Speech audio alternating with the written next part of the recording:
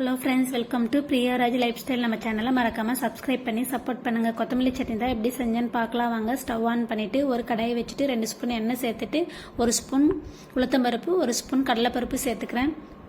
இது எல்லாமே நல்லா கலர் சேஞ்ச் ஆனதும் 2 பச்சை மிளகாய் சேர்த்துக்கிறேன். காரத்துக்கு கருப்பை நீங்கள் சேர்த்துங்க. 10 சின்ன வெங்காயம் சேர்த்துக்கிறேன். 2 துண்டு இஞ்சி சேர்த்துக்கிறேன். சின்ன வெங்காயம் இல்லைன்னா பெரிய வெங்காயம் கூட நீங்கள் சேர்த்துக்குங்க.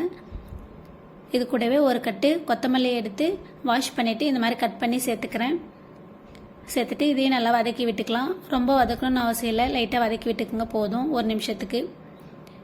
இது கூடவே சின்ன துண்டு புளி சேர்த்துக்கிறேன். புளி சேர்த்துட்டு நல்லா கலந்து விட்டுக்குங்க.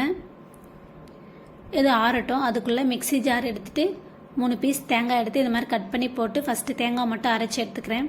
இது கூடவே ஆறின கொத்தமல்லியும் சேர்த்து இது கூட தேவையான அளவுக்கு உப்பு சேர்த்து நல்லா அரைச்சி எடுத்துக்கலாம். அவ்வளோதான். இதை தாளித்து விட்டுக்கலாம். கடுகு, சீரகம், கறிவேப்பிலை சேர்த்து தாளிச்சிக்கிறேன். நீங்களும் ட்ரை பண்ணி பாருங்கள். இட்லி, தோசை, சப்பாத்தி எல்லாத்துக்குமே சூப்பராக இருக்கும். தேங்க்யூ.